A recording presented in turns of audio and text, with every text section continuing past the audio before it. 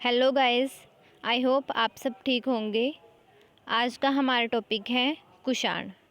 हमने पढ़ा कि सबसे पहले भारत में हिंदू यूनानी आए यानी इंडो ग्रीक, उसके बाद शक, फिर पल्लव और फिर एंड में आए कुषाण। तो चलिए कुषाण के बारे में पढ़ते हैं। पल्लव के बाद कुषाण आए, जैसा कि हमने देखा है, जो यूची और तोखरी भी कहलाती हैं। पल्लव हैं कुषाण हैं, इनको हम यूची या तोखरी भी कहते हैं। नेक्स्ट पॉइंट है, यूची नामक एक कबीला 5 कुलों में बट गया था। उन्हीं में से एक कुल के थे कुषाण। जो यूची या तोखरी कबीला किसको बोलते हैं? हम कुषाण को ही बोलते हैं। ये भी 5 भागों में बट गया था। ठीक है, 5 भागों में बट गया था। उनका एक पार्ट क्या था? कुषाण। ठीक है, जो कुषाण है ना, इसके संस्थापक कौन है? कुजुल कडफिसेस। जो कुषाण वंश के संस्थापक हैं वो है कुजुल कडफिसेस। इस वंश का सबसे प्रतापी राजा था कनिष्क। जो कनिष्क था वो सबसे प्रतापी राजा था कुषाण वंश का, कुषाणों का। ओके, और इनकी राजधानी कौन सी थी? पुरुषपुर या पेशावर।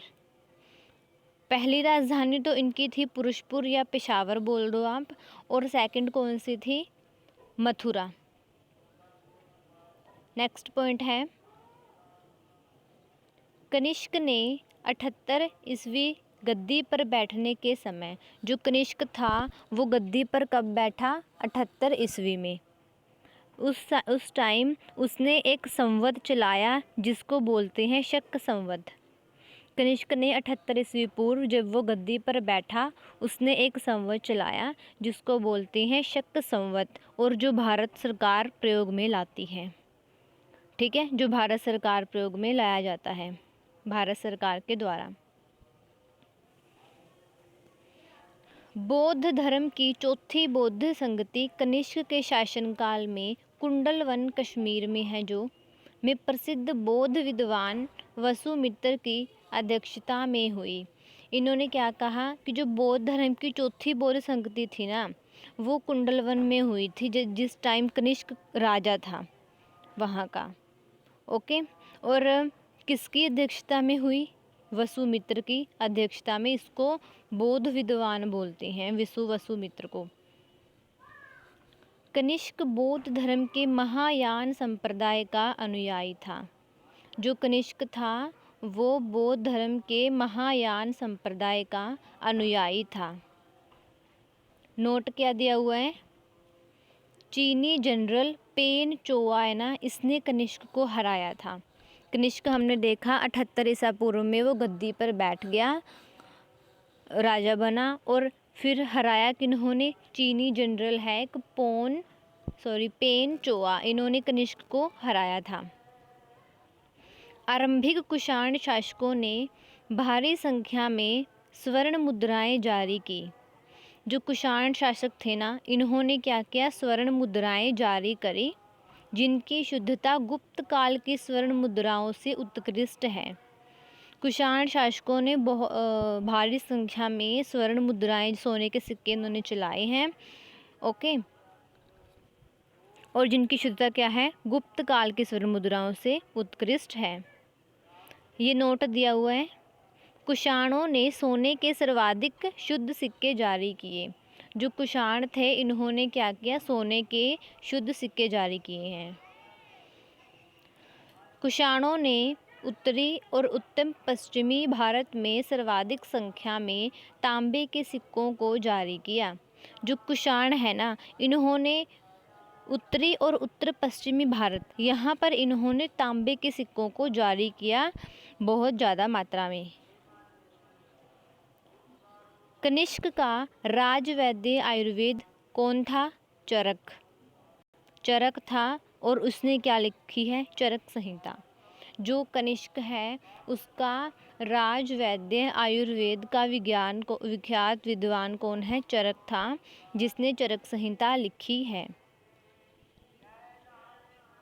महाविभाष सूत्र के रचनाकार वसुमित्र हैं, इसे ही बौद्ध धर्म का विश्वकोश। अब बौद्ध धर्म का विश्वकोश कौन कहलाया? विश्वकोश, सॉरी, वसुमित्र है ना, इसे ही बौद्ध धर्म का विश्वकोश कहा जाता है। कनिष्क के राजकवि अश्वघोष ने बौद्धों का रामायण बुद्ध चरित्र की रचना करी। वसुमित्र, पाशर्व, नागार्जुन, महाचेत और संघर्ष भी कनिष्क के दरबार की विभूति थे। और जो ये नागार्जुन है ना, इनको बोलते हैं भारत का आइंस्टाइन। भारत का आइंस्टाइन किनको बोलते हैं? नागार्जुन को। भारत का आइंस्टाइन नागार्जुन को कहा जाता है। इनकी पुस्तक माध्यमिक सूत्र है। नागार्जुन की पुस्तक कौन सी है? माध्यमिक सूत्र है।